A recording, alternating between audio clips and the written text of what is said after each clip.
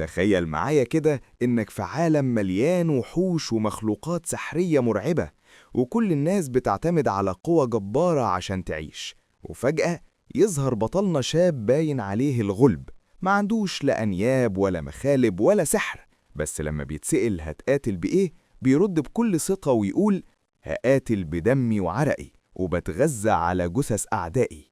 بطلنا أنانتا مش مجرد ضحية، ده هو الناجي الوحيد من نسل التنين الأسود، واللي هيقلب الموازين ويواجه ملك الشياطين اللي في صورة ملاك بنفسه. قصة مليانة أكشن وغموض وتحولات هتحبس أنفاسك من أول دقيقة. وتنويه سريع يا شباب، إحنا هننزل 5 أجزاء من كل حكاية لحد ما نلاقي الحكاية اللي عليها دعم أسطوري منكم. فلو حابب نكمل الحكاية دي، اخبط لايك وارزع اشتراك وانزل اكتب في الكومنتات كمل يا أسطورة، واسيبكم مع الحكاية. في يوم من الأيام سأل وحش شرس محارب شجاع وقاله: أنت ما عندكش أنياب حادة ولا مخالب قوية، ناوي تقاتل بإيه؟ فالمحارب رد عليه وقال له: هقاتل بالدم والعرق وباللحم والعظم، أنا بتغذى على جثث أعدائي وبستخدمها كأسلحة. الوحوش اللي عندها قدرات سحرية بيسموها المخلوقات الصوفية. الحكام ادوا العدد قليل منها الشكل البشري يخدموا خير البشرية، بس كان في برضه تجسيد شرير للقوة دي. الناس بعدين سموه ملك الشياطين. وفي حالة من الهستيريا كان في ولد بيجري في الغابة بيحاول يلاقي أي حد، وفي نفس الوقت كان في رامي أسهم اسمه هانس مصوب سلاحه على ظهره. السهم وصل أخيرا لظهر المسكين ووقع ميت. هانس ما كانش لوحده، وكان معاه صحابه. قتلوا ناس كتير، وفي النهاية الشباب قرروا ياخدوا كل حاجة ليها قيمة ويرجعوا البيت قبل الغروب، لأن الغابة كان شكلها يخوف قوي النهاردة. وبعد ما خلصوا كل شغلهم، الفريق بدأ يتحرك في طريق العودة. وهم في الطريق لقوا جثث وحوش، وكان باين إن في معركة دموية حصلت هنا بين الديابة. بس فجأة واحد من الصيادين لمح جثة مخلوق صوفي وجنبه ولد قاعد. الصيادين افترضوا إن الولد ده هو اللي قتل المخلوق الصوفي. وفي النهاية محدش اهتم ازاي المسكين ده مات، والشباب قرروا بس يشوفوا لو معاه حاجة مفيدة. بس بمجرد ما الصياد اللي اسمه مارتن مد ايده عشان يمسك الغريب من شعره، في سحلية عضته في رجله. فهانس طلع سكينة على طول وجري عشان يساعد صاحبه ويقطع السحلية نصين. بس فجأة الغريب اللي قاعد جنب جثة المخلوق الصوفي صحي وبص لهانس ومنعه إنه يلمس السحلية بتاعته. الصيادين كانوا محتارين، بس بسبب الجرح اللي في صاحبهم ما كانوش ناويين يتراجعوا. ومن ناحيته البطل طلب من الأغبياء دول يتراجعوا لو عندهم حد هيتكي على موتهم. الولد قال لهم إنه هيحول حياتهم لجحيم لو أذوا أي حد غير الوحوش. الكلمات دي ما خوفتش الصيادين وهجموا عليه على طول. بس قبل ما يمشوا خطوتين ناحية الولد، في لحظة واحدة قطع طرف من أطراف كل واحد فيهم. وفي اللحظة دي الباقيين فهموا إنهم قدام وحش حقيقي. وفي نفس الوقت رماة الأسهم طلعوا أسهمهم وأمروا الغريب إنه يفضل مكانه. والولد ما كانش قدامه حل غير إنه يمسك السحلية بتاعته ويحضنها وياخد الأسهم في ظهره. وبمجرد ما الصيادين افتكروا إنهم خلصوا على الخصم، شافوا حاجة مرعبة. الغريب كان شكله بيتحول لنوع من الوحوش زي ملك الشياطين. بس هو ما فضلش في الحالة دي كتير، وبمجرد ما عينيه بطلت تبقى حمرة، الرعب ده كله اختفى في ثانية. وفي مساء اليوم ده الصيادين جابوا المخلوق الصوفي والمعارف الجداد بتوعهم للقاعدة بتاعتهم. القائد ما كانش مصدق عينيه، وكان صعب عليه يصدق إن ولد واحد بس هو اللي عمل كل ده. وفي نفس الوقت البطل راح للصيادين ونصحهم يحرقوا جثة الحيوان الصوفي بسرعة. الولد ده اسمه أنانتا، ولما القائد سأله هو ليه عمل كده، أنانتا رد وقال له إنه كان جعان. واحد من الصيادين طلب من القائد إنه ما يسمعش كلام الولد، وكان متأكد إنهم شافوا بعينيهم إزاي أنانتا تحول فجأة لوحش ضخم. وزيادة على كده طلعت إشاعات مؤخرا عن حاكم الشياطين اللي بيلف وياكل الجثث. والصياد شاور للقائد على الجروح اللي في جسم المخلوق الصوفي واللي كانت آثار أسنان. وعشان السبب ده بالظبط الشباب كانوا متأكدين إن أنانتا هو حاكم الشياطين في هيئة بشرية. أنانتا من ناحيته ضحك وأكد لهم إنه لو كان فعلا سيد شرير قادر حتى إنه يهزم مخلوق صوفي، فالسلاسل دي ما كانتش هتقدر تحبسه. البطل قال إن الصيادين ما يعرفوش أي حاجة حتى عن اللي الوحش بياكله بالظبط. وفي الوقت ده القمر ظهر في السماء، وفجأة الدم نزل من على القائد من فوق، والمخلوق الصوفي رجع للحياة وكان خادم لملك الشياطين ووحش مقرف جدا. وفي نفس الوقت أعلنوا حالة طوارئ عشان حراس الدم خرجوا من الغابة مع وحش بقرون. وبمجرد ما شاور على بوابات قاعدة الصيادين الديابة بدأت تتجمع عليها في ثانية، والناس ما قدروش يتصرفوا لأن الوحوش كانت كتير جدا. ولحسن الحظ في حد فكر يولع نار في البوابات، والديابة بدأت تتحرق وما بقتش قادرة تتسلق السور. وفي اللحظة دي خرج وحش ضخم من القرية، وكان أنانتا اللي كان ناوي يبلع الخصم كله على بعضه. أنانتا قرب من الوحش وقال له إنه هيشوهه لدرجة إن الموت هيبقى بالنسبة له نعمة. ومن ناحيته الوحش نده على الديابة والمخلوقات التانية من الغابة اللي هجمت فورا على أنانتا، بس أنانتا مسك أول 2 من بوزهم وطحنهم في الأرض، وبعدين هجم على القطيع وفرقهم كلهم في اتجاهات مختلفة بمخالبه القوية. ولما الوحش أبو قرون أدرك إن الأمور بتسوء بدأ ياخد شكل شبح، وبعد التحول هجم على أنانتا، بس الولد ما فقدش أعصابه وبدأت المعركة. ولما الوحش أبو قرون ضرب أنانتا في وشه، أنانتا مسكه من مخلبه وشده ليه وردها له بضربة، والوحش اتهزم. أنانتا رجع لشكله البشري وقرب من خصمه واكتشف إن الوحش ده كان جواه بنت ضعيفة. أنانتا مسكها من رقبته وفهم إن البنت ما كانتش في وعيها من البداية، بس قبل ما الولد يقدر يستوعب هجم عليه خصم بجناحات من ظهره، وبعد ما ضرب أنانتا في كتفه أوريو نزل على الأرض. وفي اللحظة دي البطل فهم إن الوحش اللي قدامهم هو سيد الشياطين الحقيقي اللي بياكل الجثث. وفي نفس الوقت أوريو خد شكل بشري، وورا الطاير القوي ده استخبى راجل كئيب اعترف على طول إنه مش متوقع أصلا إن عروسته الغالية تتكسر. واكتشفوا إن الراجل ده كان بيراقب أنانتا من أول ما رجله خطت الأرض دي، بس البطل ما كانش مهتم بده وما كانش ناوي يسمع كلام الغريب العبيط ده، وكان عايز يدمره بس.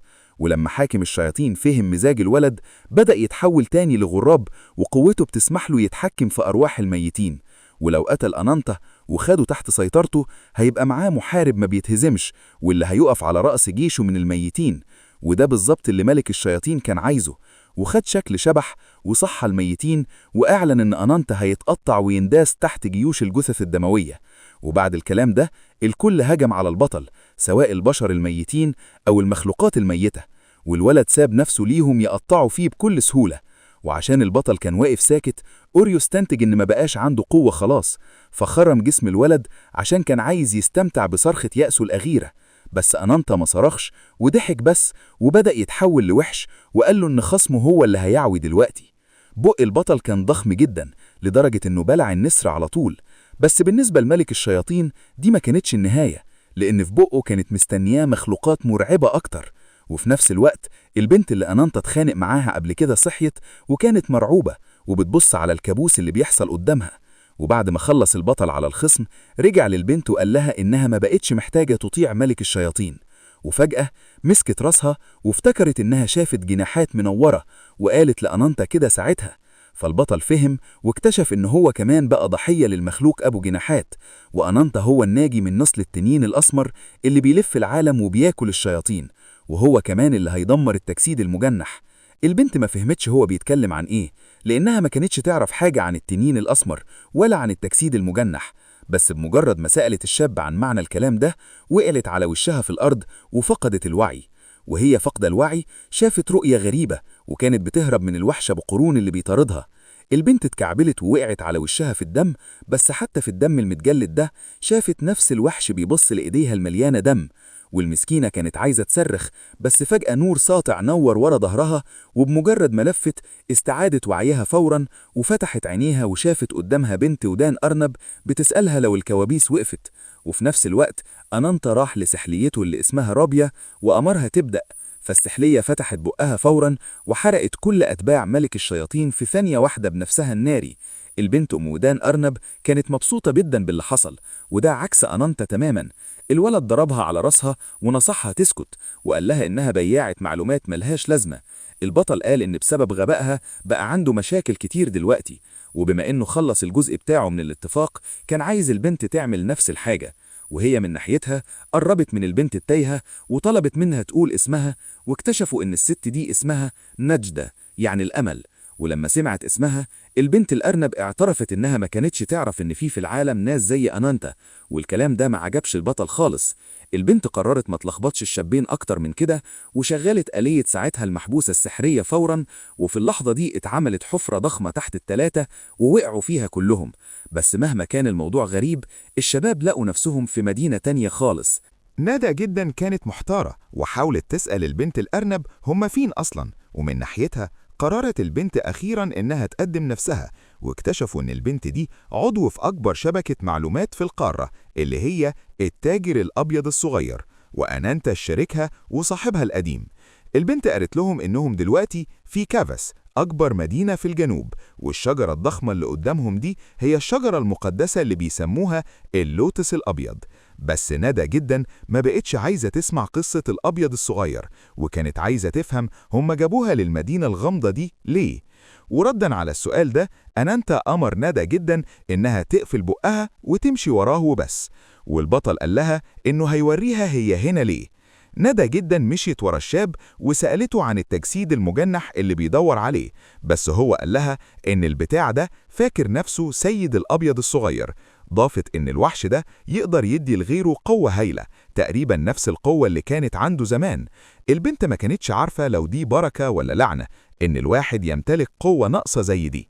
الشباب وصلوا أخيرا لمكان يخوف اللي هو سوق العبيد في كافاس، ولسبب ما السوق ده بقى بيكبر أكتر وأكتر مؤخرا، وتجار العبيد المحليين بيجيبوا هنا الأجانب والمتجولين والشوارد وحتى المخلوقات الصوفية. الأبيض الصغير ودت ندى جدا للأبواب، ولما فتحتها أنانتا زقها لجوه، والبنت لقت نفسها وسط ناس خايفين. الناس دول كانوا ضحايا قرابين للتجسيد المجنح، وهيتقتلوا كلهم في الطقوس تحت جذور الشجرة المقدسة، وندى جدا كانت زيهم. أنانتا قال أخيرا إن التجسيد المجنح اصطياده بيبقى أحسن بالطعم الحي، وساب كل حاجة تانية للأبيض الصغير. بس ندى جدا ما كانتش ناوية تستسلم بالساهل، وطلعت السلالم بسرعة وأمرتهم يقفوا. البنت كانت عايزة تعرف مين اللي بيدير الموضوع ده، لأن استخدام الضعفاء والأبرياء عشان يحققوا أهدافهم ده شيء مرعب. على الكلام ده أنانتا لف بس وقال إن ندى جدا مش هتقدر تنتقم من غير ما تلطخ إيديها بالدم، بس البنت ما قدرتش تقبل ده. الأبيض الصغير عملت نفسها فهماها، وفهمت اللي الناس المساكين دول هيمروا بيه، وفهمت العذاب الرهيب اللي هيستحملوه. ومن مجرد التفكير في ده الدموع اتجمعت في عينيها، بس مش في عينين البنت الأرنب، لأنها اتريقت بس على ندى جدا بالشكل ده. ندى جدا بصت لده وأكدت إن الفعل المشين ده مش هيمر من غير عقاب، والأبيض الصغير أكدت على كلام أنانتا بأنهم طول ما هم تحت سيطرة ملك الشياطين، فالسجناء اللي مع ندى جدا قتلوا ناس كتير وما همهمش حياة التانيين، وحتى لو ما كانوش عايزين يأذوا حد فما بقاش ينفع يعملوا نفسهم كأن مفيش حاجة حصلت. الأبيض الصغير أكدت إن ندى جدا مش المفروض تزعل منها ومن أنانتا، لأن عدوهم المشترك هو التجسيد المجنح الشرير. وبعد ما مشوا من السوق المرعب البنت قالت للبطل إن ده ملوش معنى، لأن السجناء ملهمش دعوة بيه. أنانتا ما ردش على الكلام ده وسأل بس عن اللي بيحصل مع ندى جدا. الأبيض الصغير قالت له إنها حاولت تقنعها بس غالبا ما نجحتش في ده، وزي ما كان متخطط حراس الدم اتبعتوا على شكل عبيد لمعبد اللوتس الأبيض، والقرابين دي هي نقطة البداية لمقابلة التجسيد المجنح، وكل الاستعدادات للصيد خلصت. وكمان للمعبد اللي كان مستحيل يدخلوه بسبب الحاجز بعتوا مساعد، وما ينفعش يدخلوا الحلبة إلا لو معاهم غصن اللوتس الأبيض اللي بيقدموه للمنتصر كمكافأة، والمقابلة مع التجسيد المجنح مش هتتأخر. كل ده كان متعب جدا للأبيض الصغير، وكانت فاكرة إن الموضوع هيبقى أبسط بكتير لو جذبوا انتباه العدو بمذبحة دموية، لأنها بتوصل لحد معين ما ينفعش يتعدوه أبدا. البنت شكت إنه بيخطط يرسم حدود بين مملكة البشر والوحوش، بس الخطة دي بانت ليها مش موثوقة. وفي نفس الوقت البطل قرر يتدرب شوية، وأمر الأبيض الصغير تقعد بهدوء وتراقب كل حاجة من بعيد. بس البنت كانت رافضة إن الشاب يجذب انتباه ملوش لازمة، لأن كل حاجة ممكن تمشي غلط. أنانتا مهتمش برأي الأبيض الصغير وراح عشان يقاتل الوحش، وفي نفس الوقت المحاربين كانوا عملوا جدار دفاعي عشان الوحش ما يمرش. وفي اللحظة دي أنانتا جه وزق الشباب على جنب، وبمجرد ما قرب من الوحش ده لوح بمخلبه عليه، ومن غير تفكير كتير أنانتا قطع مخلب الوحش الصوفي، وبعدين هجم عليه عشان يقتله، وغرس فأسه في راس الوحش وخلصه، وبعدين بص للشجرة المقدسة وقال إنه هيقطعها حتت وهياكلها كلها. وفي نفس الوقت العبيد بما فيهم ندى جدا دخلوا أخيرا المعبد، واللي استقبلهم هناك الشاب اللي المعبد اتبنى على اسمه. ولما ندى جدا شافته استنتجت فورا إنه التجسيد المجنح، اللوتس الأبيض المتحاط بحاجز قوي معروف كمان بالشجرة المقدسة. ولسبب مش معروف التجسيد المجنح استقر هناك وبدأ يستقبل القرابين، واللي بيقدم قربان حي بياخد فرصة يقاتل في الحلبة كافاس، والمحاربين اللي بيقدروا يعيشوا من المعارك مع الوحوش الصوفيين ويثبتوا قوتهم بياخدوا غصن اللوتس الأبيض وقوة جبارة ولقب الحارس المجنح الأبيض. الأبيض الصغير كانت قايلة لندى جدا إنهم بيخططوا يهربوها في السر مع باقي السجناء جوه المعبد على إنهم قربان حي عشان يخترقوا الحماية، وده كان أساس خطة أنانتا ساعتها ندى جدا سألت وقالت هو أنانتا عايز يقتل التجسيد المجنح؟ الأبيض الصغير ما قدرتش تقول لها كده، وقالت لها حاجة واحدة، إن لو في تجسيد للانتقام فهو أكيد أنانتا. أول حاجة التجسيد المجنح طلبها من أتباعه إنهم يرفعوا راسهم ويبصوا لوشه المنور. المساكين بصوا للشاب واعتبروه سيدهم، وهو كمان أعلن إنه القديس اللي الكل معجب بيه وسيد اللوتس الأبيض والتجسيد المجنح اللي بيجيب بركة السماء للعالم الفاني. واسم الشاب ده بلزاك نادى الناس بضحاياه المساكين وطلب منهم يستعدوا للتحرير ويثقوا بأرواحهم للمنقذ المجنح. وفي اللحظة دي بنت صرخت من وسط الناس ونادت على بلزاك، وكانت عايزاه يكون رحيم ويطلق سراح إخواتها البنات لأنهم مش مذنبين في حاجة. بلزاك قال على البنت مسكينة وقرر يكافئها على نيتها الطيبة، بس بمجرد ما الشاب مد إيده ناحيتها راسها انفجرت والناس كانوا في رعب، وبلزاك أكد إن الكل متساوي أمام الموت. وفي اللحظة دي ندى جدا قررت تبين طبيعتها الحقيقية وبدأت تتحول لوحش، وأكدت إن بلزاك مش منقذ خالص بما إنه بيعمل القسوة على إنها رحمة، وزيادة على كده ما بقاش في الشاب ده أي حاجة إنسانية. وندى جدا اعتبرت إنه مجرد ملك شياطين مرعب بينشر الموت والخوف. ساعتها بلزاك سأل ندى جدا إيه هو الخلاص الحقيقي، وأكد إن المتألم هيلاقيه لما يقع في الضلمة اللي ملهاش نهاية. وفي اللحظة دي جوه الملجأ اللي ندى جدا عملته الأغصان بدأت تظهر من الأرض، والأغصان دي خرمت الناس في ثانية، وبالشكل ده كل المساكين ماتوا. الأغصان راحت لخادم بلزاك المخلص، وبمجرد ما اندمجت مع جسمه بدأ حاجة تتدفق عليها، وبلزاك السعيد أعلن إن دي جهنم على الأرض، وعكسه كل الكائنات الحية فانية، وهو الوحيد اللي يقدر يدي معنى لحياتهم التافهة. ودلوقتي القوة الحيوية للناس اللي اتأذوا بتغذي اللوتس الأبيض، وبلزاك خلق بالشكل ده محارب أمد. بس ندى جدا وهي بتبص لكل اللي بيحصل ده ما فهمتش حاجة، وسألت بلزاك سؤال واحد، هي بلعت كام روح؟ الشاب اعترف إنه نسي، وبعدين قال على البنت متكبرة، وسألها لو كان عندها حاجة تقولها في الآخر. وردا على السؤال ده ندى جدا أمرت حاكم الشياطين يروح في داهية، وفي اللحظة دي أبواب المعبد اتفتحت وراس واحد من أتباع بلزاك طارت عليه على طول.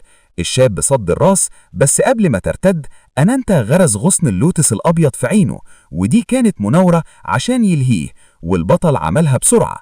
بلزاك ما كانش مصدق إن أنانتا أكسب فعلا، لأن محدش تاني قدر يخترق المعبد، وأنانتا ما كانش فاهم لسه إيه نوع الخصم اللي واقف قدامه.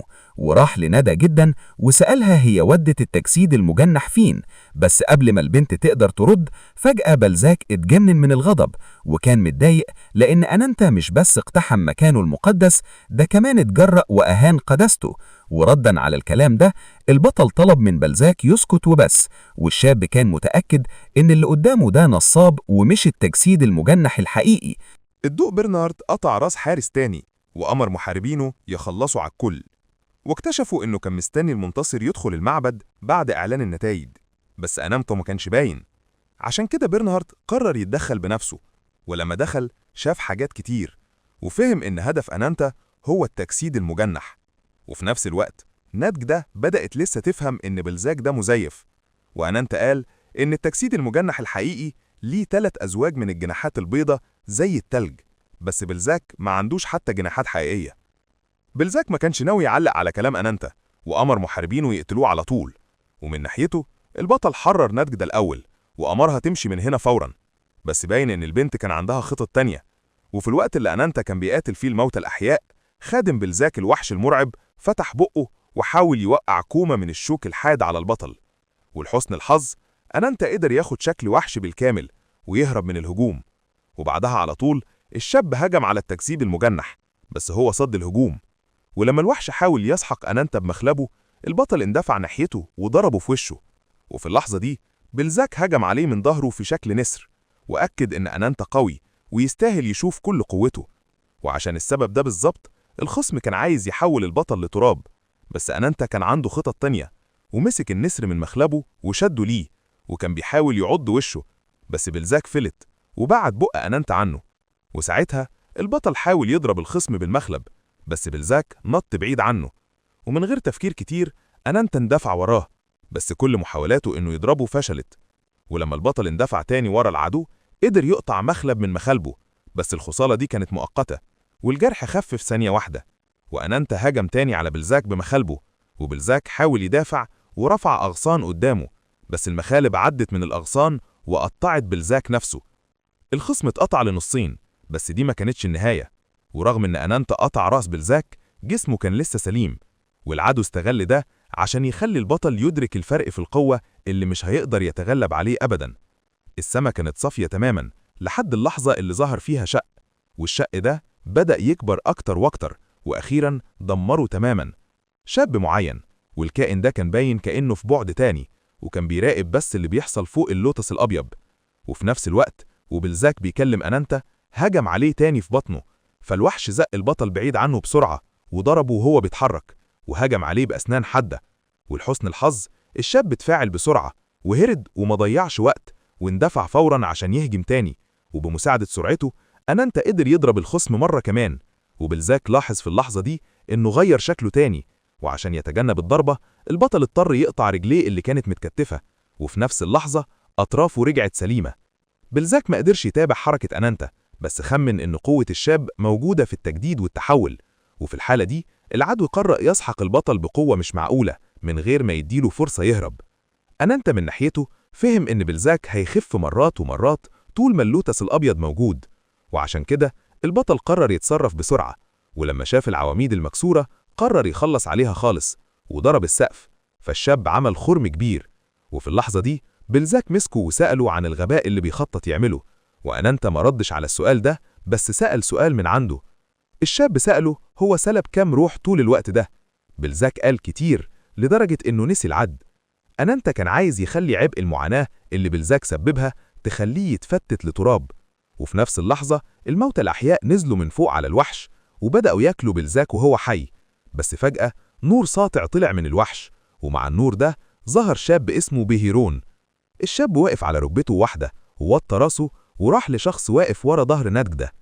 البنت لفت وشافت شاب بدأ فورا يقلع هدومه، وكان جاي هنا عشان ياخد التجسيد المجنح.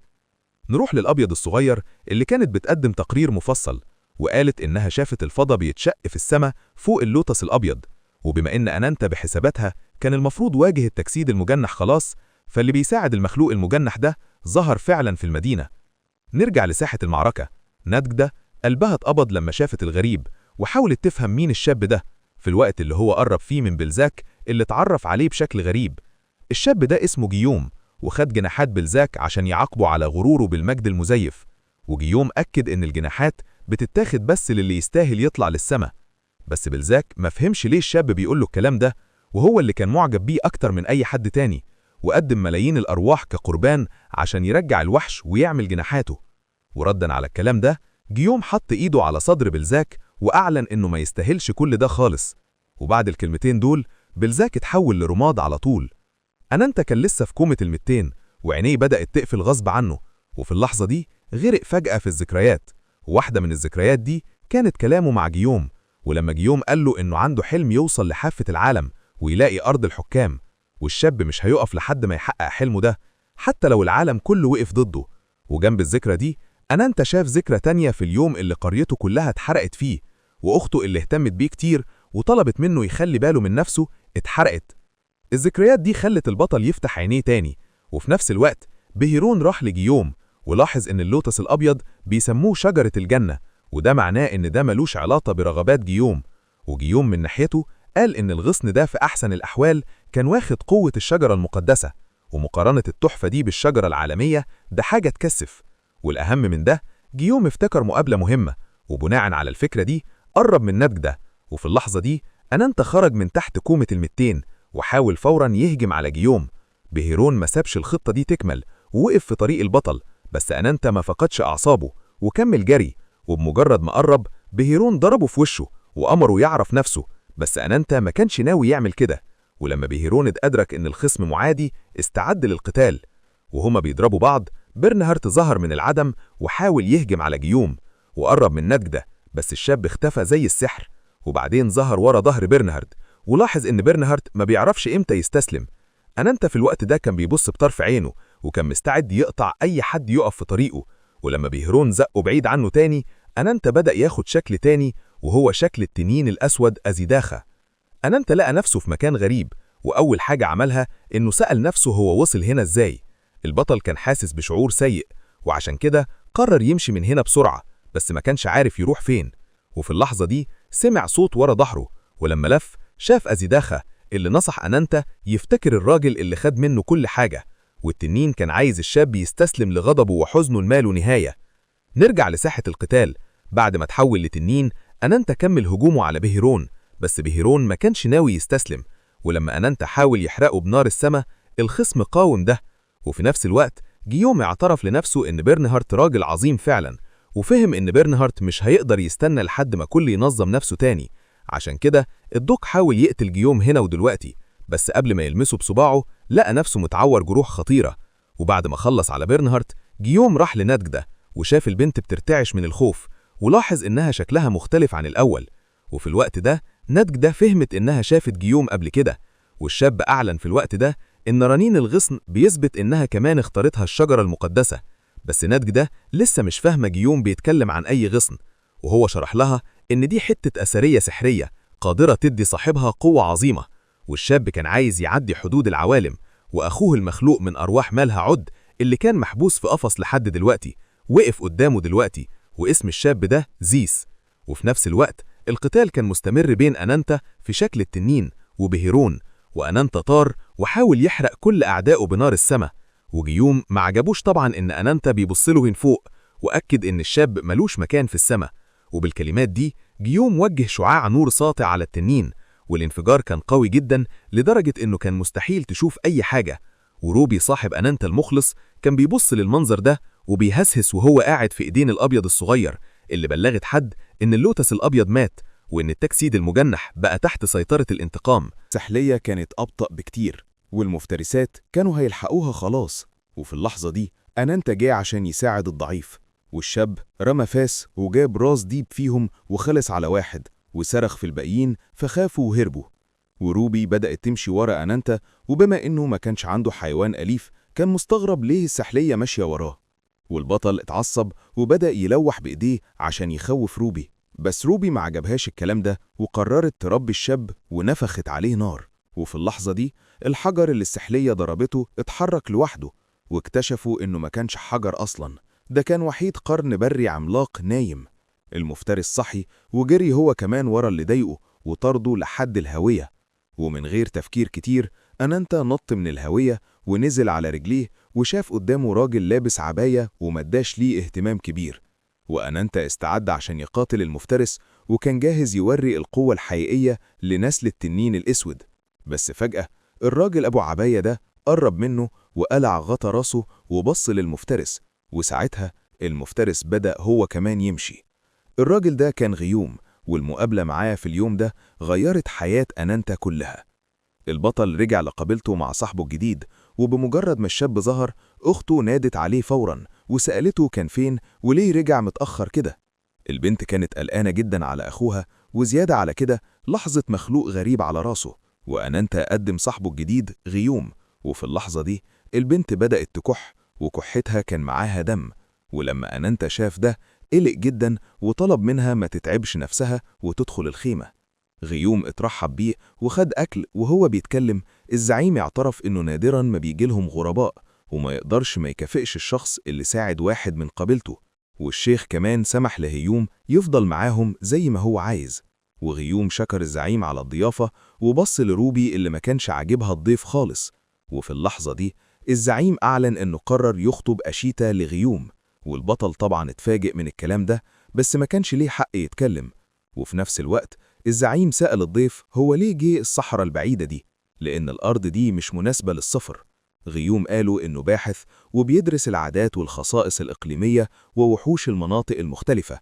وبالكلام ده الشاب ادى للزعيم خريطة ووراه طريقه، واكتشفوا إنه سافر لسنين كتير في القارة بيتعلم التقاليد والأساطير من الإمبراطوريات القوية في الشرق لحد الأراضي الثلجية القاسية في الشمال والغابات الكثيفة في الغرب.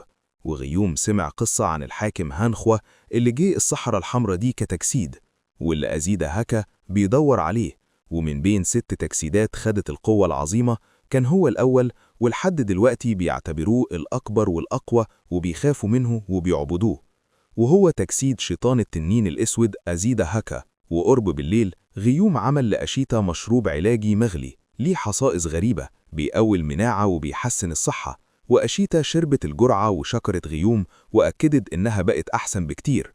وغيوم قال من ناحيته إن الوقت حان ليه ونصح أشيتا ترتاح كويس.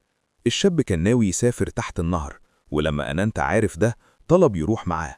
وهم ماشيين أشيتا طلبت من أخوها يخلي باله من نفسه. ولما الاتنين مشيوا غيوم لاحظ شوية الجو المتوتر في القبيلة، بس مهتمش قوي بالموضوع ده. وبعد ما اصطادوا وشووا سمكة غيوم وأنانتا قعدوا يتغدوا، وأنانتا بقى فضولي وسأل أبحاث غيوم ماشية ازاي بما إنه في القرية بقاله أسبوع. غيوم كان صعب عليه يجاوب على السؤال ده، واكتشفوا إن اللي باقي بس قصة عن نسل التنين الأسود.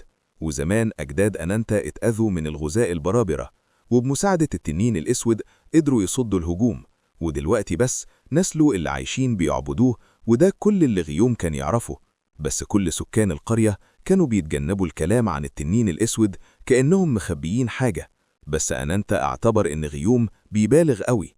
وساعتها غيوم سأل الشاب هو ليه لسه بيروح يصطاد في السر من غير ما أخته تعرف. أنانتا اعترف من ناحيته إنه عمل نفسه كأن ده حاجة تافهة، بس مؤخرا الكدمات والجروح زادت بشكل ملحوظ، وأنانتا خاف إن أشيتا تفهم كل حاجة، وعشان كده طلب من غيوم يخلي الموضوع ده سر، لأن الشاب ما كانش عايز البنت تقلق من غير سبب. وزيادة على كده في الأراضي البرية الشتاء بيجي بسرعة، فلازم يصطادوا على قد ما يقدروا طول ما في صيد. ساعتها غيوم سأل البطل فين أهله، والشاب قالوا إن أهله ماتوا من مرض وهو لسه صغير جدا، وعشان كده بالظبط أخته بتحميه قوي ولسه معتبراه طفل. وأنانتا كان شايف إن أشيتا المفروض تفكر في نفسها، بس هي مش بتشفق على نفسها خالص عشانه، وساعتها كان عايز يجيب لها هدية.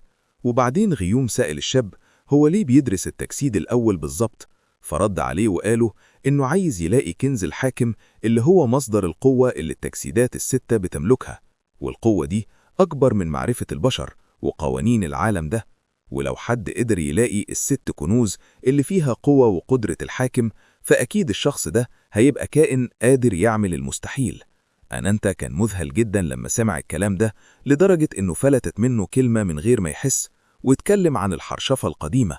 غيوم طلب فورا من الشاب يوضح، وساعتها قالوا إنه سمع القصة دي من أخته وهو صغير.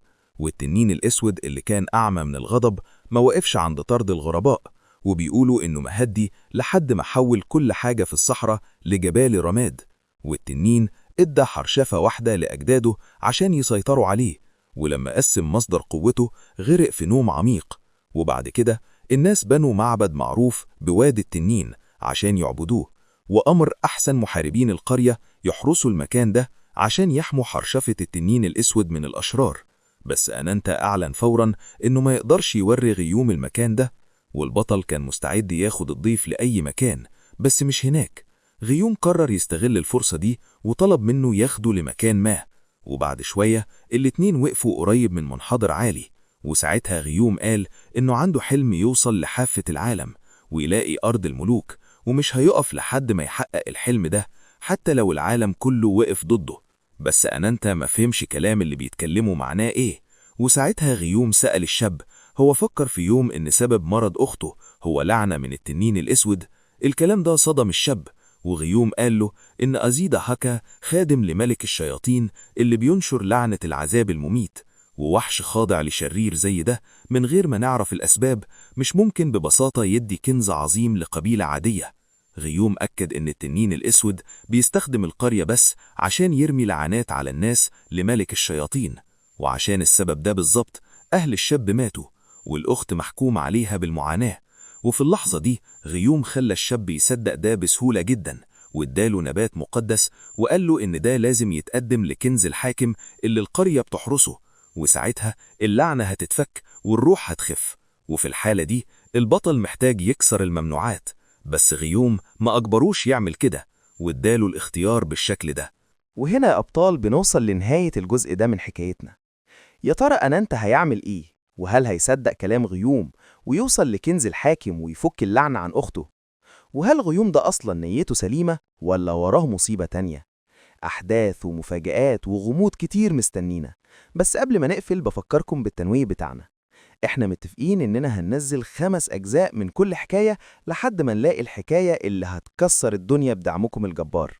فلو القصة دي دخلت دماغك وعايز تعرف أنانتا هيكمل إزاي ويوصل لإيه، اخبط اللايك المتين بتاعك وارزع الاشتراك في القناة عشان تنورنا، وانزل دلوقتي حالا في الكومنتات واكتب لي كمل يا أسطورة.